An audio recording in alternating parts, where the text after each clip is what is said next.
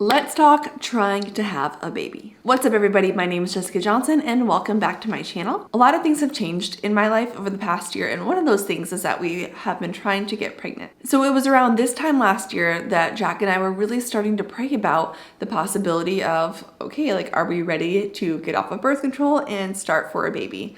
So we prayed about it and we agreed, okay, we're ready, it's time. Now I had heard some things that some people would get off birth control, and for some people it could take like upwards a year to possibly get pregnant, but honestly, I didn't think that was gonna be the case for us. You know, I'm still relatively young. I'm about to be 29 in August. I'm pretty healthy and active. So honestly, I didn't really think it was going to be an issue for us. So 1 month passed, then 2 months, then 3 months, then 4 months, then 5 months. And every month was very interesting. I had something different kind of going on every cycle. The first couple that were weird, I was just like, okay, I just got off birth control, so it's going to be weird. It's gonna take my cycle some time to regulate. But then after 6 months and 7 months and 8 months, things just still weren't happening for us, and something just didn't quite seem right. Eventually, I was having some other health issues at the time, so I did end up getting an ultrasound, and what they found is that I had what was called polycystic ovaries.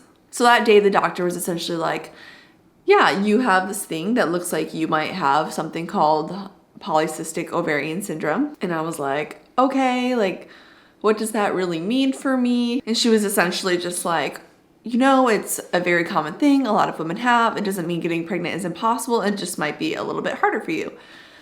And so she actually seemed pretty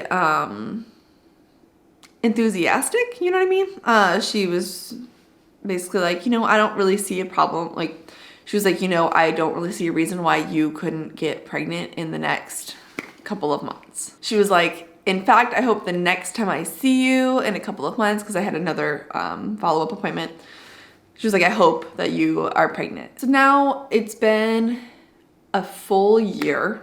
It is now the following July, and we are still not pregnant. I guess something that's been interesting for me is I host this small group at my house of a bunch of young women, and most of them are like 25 or younger. And one day we just got talking about PCOS, polycystic ovarian syndrome.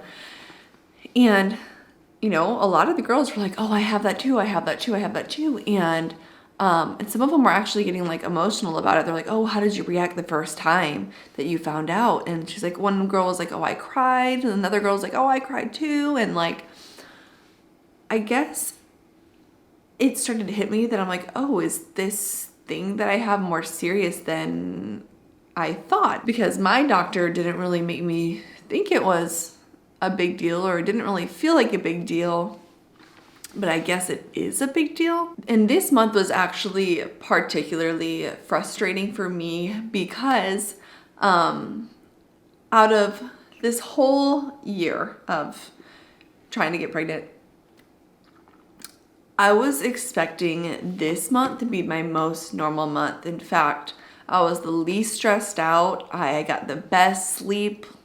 I spent time with my family. Like, I was really relaxed, and there's a whole bunch of things I can go into in this video just about things that they say like contribute to your PCOS. So I was actually expecting my period to come on time this month and just like it to be a good, like, normal, healthy month. But then my period didn't come when it was supposed to come. In fact, it didn't come. It was 15 days late. And so I definitely had that false hope that I was pregnant. But I have been taking ovulation strips, and the ovulation strips showed that I was ovulating around day 35. And so once I saw that I was ovulating really late, I kind of figured that my period was going to be late, but I was hoping that I was pregnant, but I wasn't. Anyways, I want to make this video for a couple of reasons. one, I know I can't be the only one that's walking through this process. Sometimes in the world of social media, it just seems like everybody's putting out pregnancy announcement after pregnancy announcement, and it can be hard, especially because it is something that I really do want. I really do want to be a mom.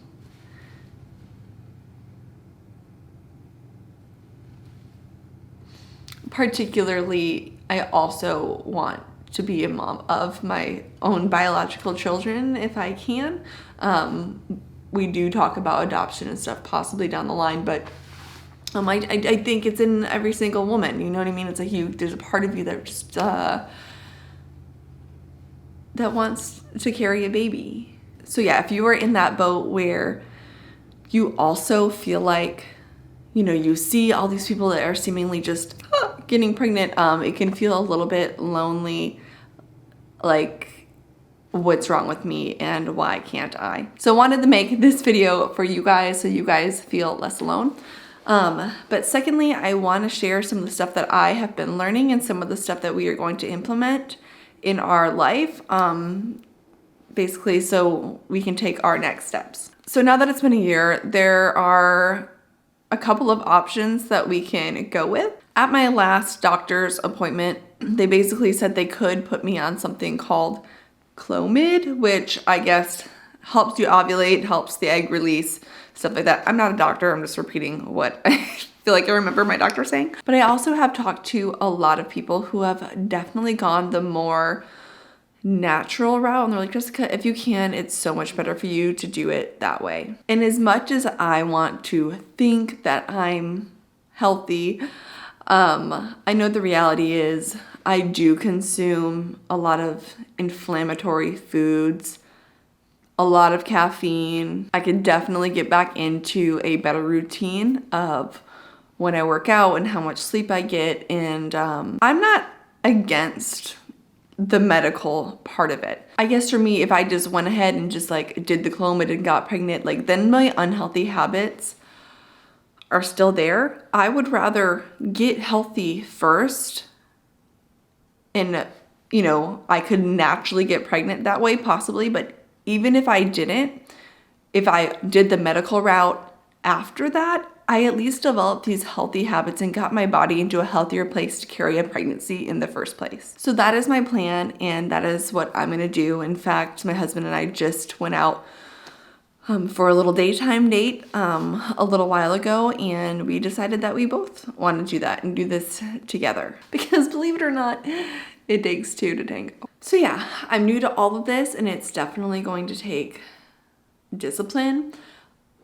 But the one thing I also want to encourage you guys into is that I think it's important for those of us that are walking through this to also just not be obsessed. Like, get healthy and take care of yourself anyways. Like, I feel like these are things I should be doing for myself regardless of if I was trying to get pregnant or not. Because I have seen people get obsessive about their health, and then when they still didn't get pregnant, it kind of ruined them a little bit. You know, it really brought down their spirits. I really do want to make sure God is first in all of this, and I don't want to make basically my health an idol in my life in this process. The goal is just to educate myself and, you know, start really prioritizing my health, which I probably should have been doing for a while now. In my description, I'll put some of the resources that I already have and some of the things that I've already started.